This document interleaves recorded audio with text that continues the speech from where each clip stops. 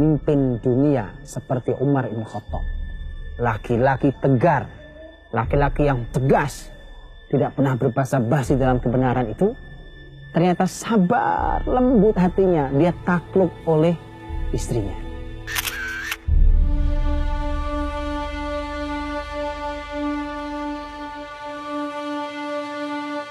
Mari kita lihat sebuah kisah yang ini dikisahkan, dinukilkan di dalam kitab yang ditulis oleh Asy-Syablanji Al-Misri dalam kitabnya Nurul Absar, dan juga Hasyiah Al-Bujairini. Dikisahkan bahwa ada seorang laki-laki yang datang ke rumah Umar bin Khattab radhiyallahu anhu, mau menemui khalifah dan mau mengadu tentang istrinya yang sangat cerewet, istrinya yang seringkali marah-marah. Kemudian begitu sampai di depan rumah Umar, dia hendak mengetuk pintunya, ternyata dia mendengar bahwa istrinya Umar pun sedang marah-marah pada Umar. Maka laki-laki itu pun pergi. Tentu kita semua tahu apa yang ada dalam hatinya. Dan inilah yang nanti diungkapkan ketika Umar keluar dari pintu rumahnya, kemudian mengejar laki-laki itu dan mengatakan, "Saudaraku, nampaknya kau perlu dengan saya."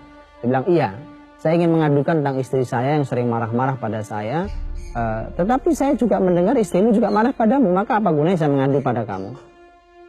Kalimat Umar luar biasa. Ini pelajaran mahal buat para ibu, buat para wanita. Kalimat ini menarik sekali. Umar mengatakan, "Fa innaha tabakhah li ta'ami wa khabbazah li khubzi wa ghassalah li thawbi wa radda'ah li waladi." Ada 4. Mengapa saya sabar terhadap istri saya?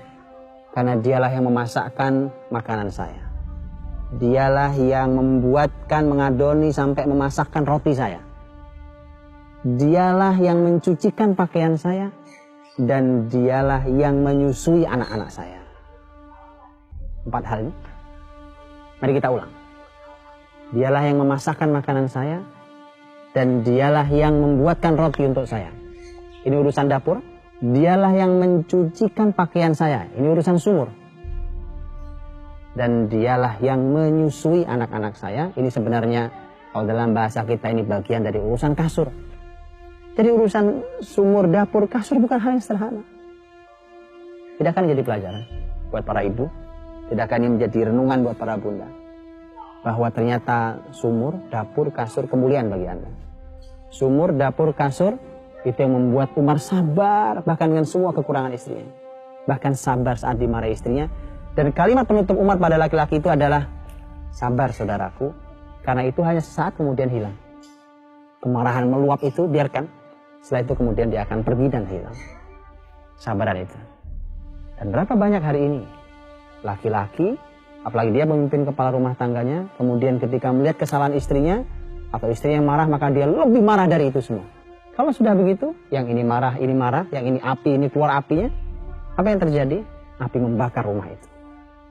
Dan kalau ini terus berlangsung, maka tidak ada kalimat baiti jannati, tidak ada rumahku surgaku, yang ada adalah kapal itu mulai retak dan hampir-hampir saja mau karam kalau tidak segera diselamatkan. Para bunda, para ibu yang seharusnya juga kita tadaburi dari kalimat ini, sebenarnya adalah langsung firman Allah Subhanahu wa Ta'ala. Melihat ayat ini, mentadaburi ayat ini, sebenarnya kita khawatir sekali karena ayat ini adalah ayat yang sangat sering kita tolak. Ketika Allah berfirman dengan sangat jelas di dalam surat Al-Ahzab ayat 33. Allah berfirman, "Waqarna fi buyutikun wa la tabarrajna tabarruja jahiliyatil ula." Menetaplah kalian, para wanita, di rumah-rumah kalian. Dan jangan berpenampilan tabarruj, penampilan jahiliyah.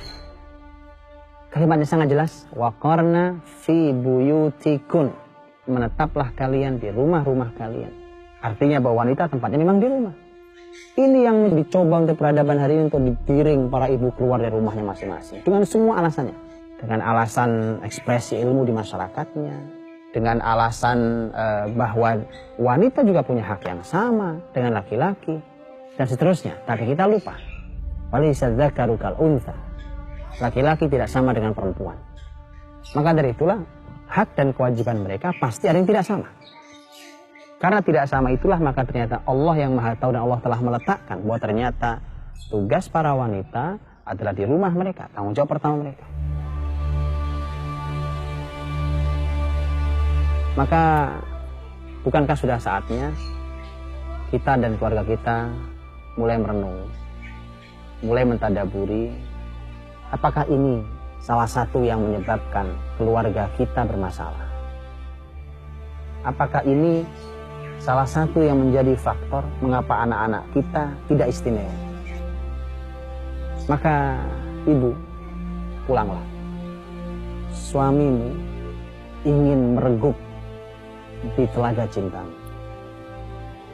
Ibu, pulanglah. Di luar sana sangat tidak ramah untuk kelembutanmu. Ibu, pulanglah. Istanamu menunggu sentuhan surgawimu. Ibu, pulanglah.